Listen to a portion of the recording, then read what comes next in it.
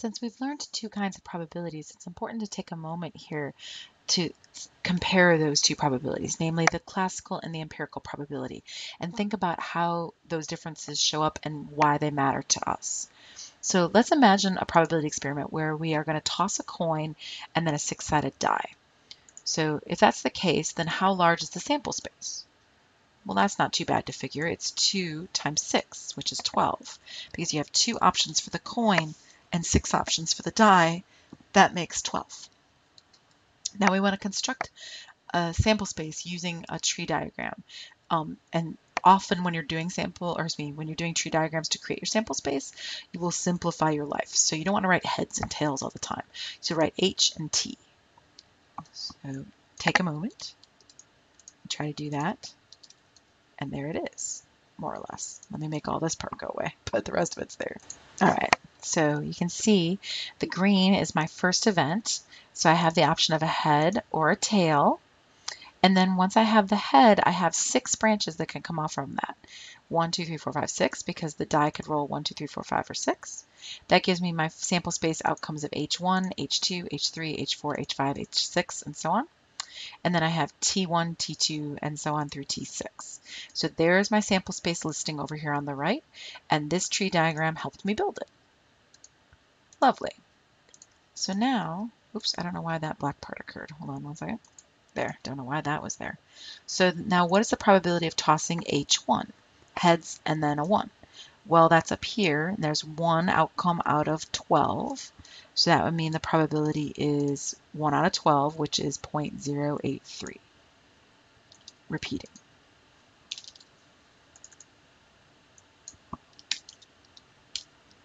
Beautiful.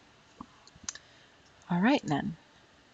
Now we need to actually do the experiment. So I'll do it myself.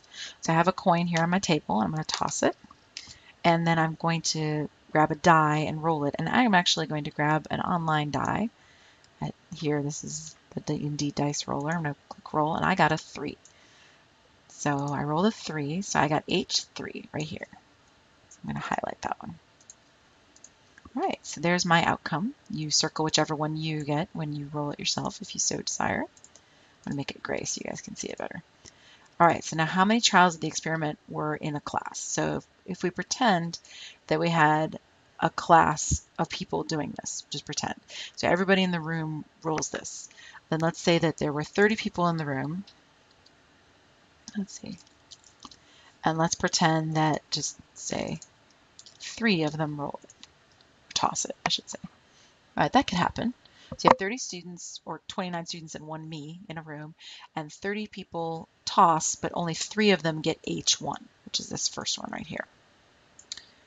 All right, so if that's the case, then what's the probability, the empirical probability of tossing H1 that was found in our class? Well, that would be 3 out of 10, 3 out of 30, which is 1 out of 10, which is 0.1. Either one of these would work. All right, now what? Explain the difference between the classical and the empirical probabilities. Got it.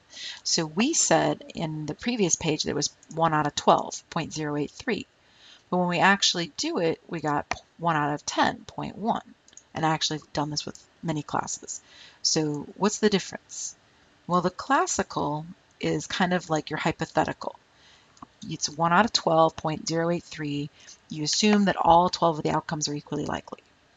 The empirical is from the actual data. So in this case, I made it up with a computer, but you get the general idea, right? It came from actual data, right? And if that's the case, then that experiment was conducted and you recorded the outcomes and you created the probability from there. And the probability is deduced from the results. Okay. So they're not the same thing. They should be close to each other though, right? I mean, hypothetically speaking. So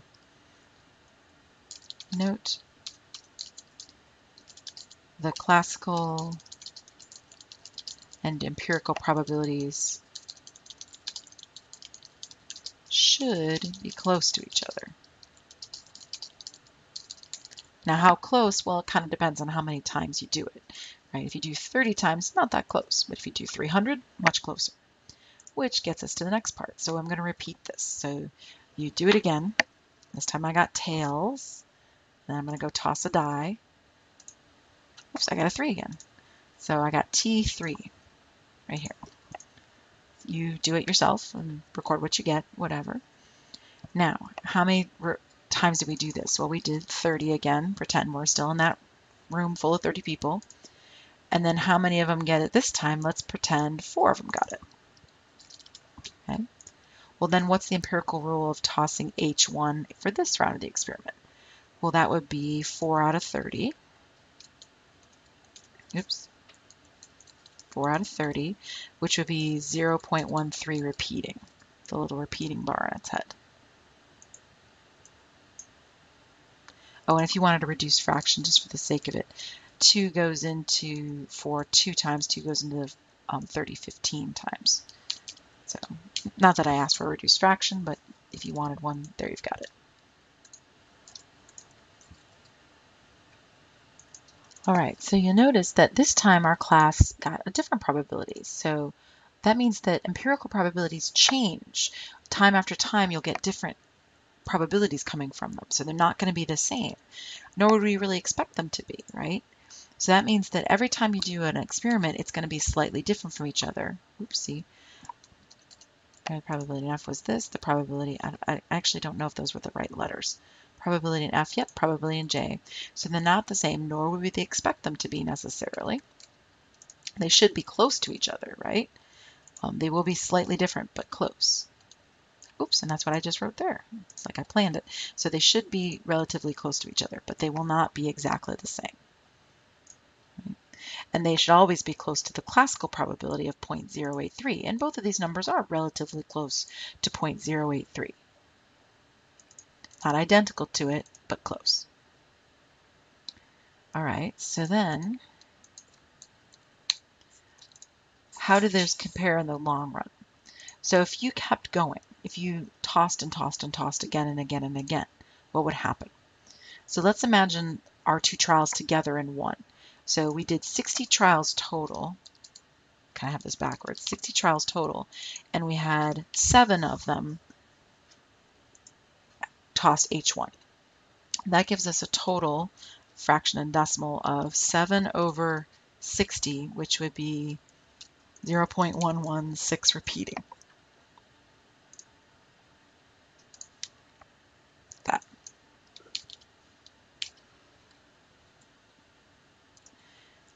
All right.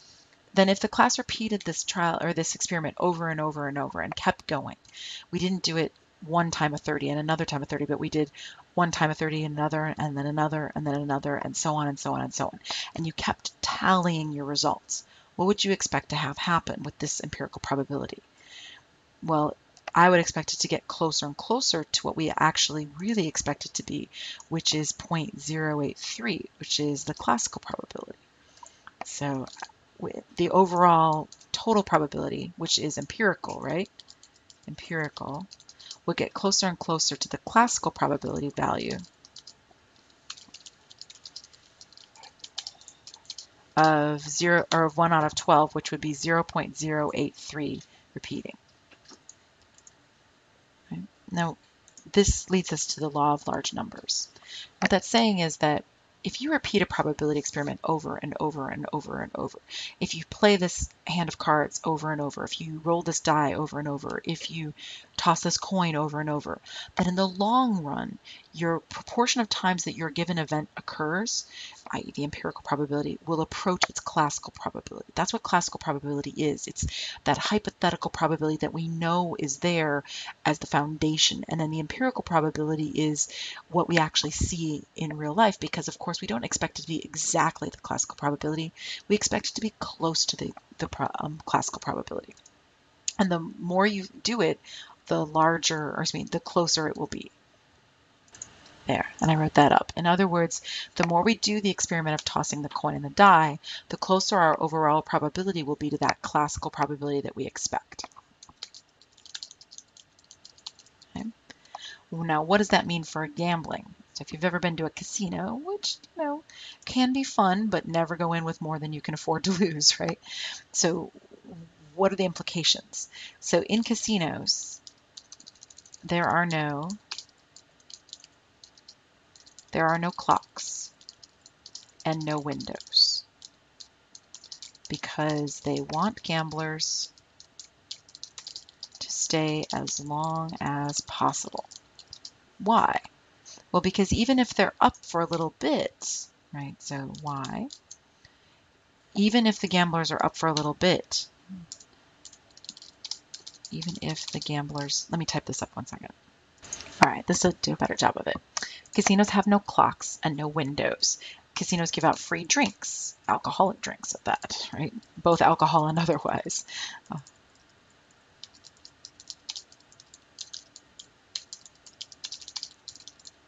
Casinos let you smoke. Casinos have ATMs, restaurants, shows, hotels, right? They have ways to keep you there, right? Hotels and shows. Why? They want gamblers to stay as long as possible. So that way, even if a gambler is up for a little bit, right, to the good, in the red or in the black, excuse me, then if they stay in the casino and they keep gambling, eventually they will lose because of the law of large numbers. This is what they mean when they say the house always wins. All casino games are stacked towards the house. They're given a classical probability edge to the house, and it will bear fruit in the long run. So they just need to keep you there longer and keep you gambling, and you will lose. Everybody does, with the exception of rigging the game. So if you rig the game in some way, either legally or illegally. So there's the illegal ways to rig games, which, watch an Ocean's 11 movie or whatever.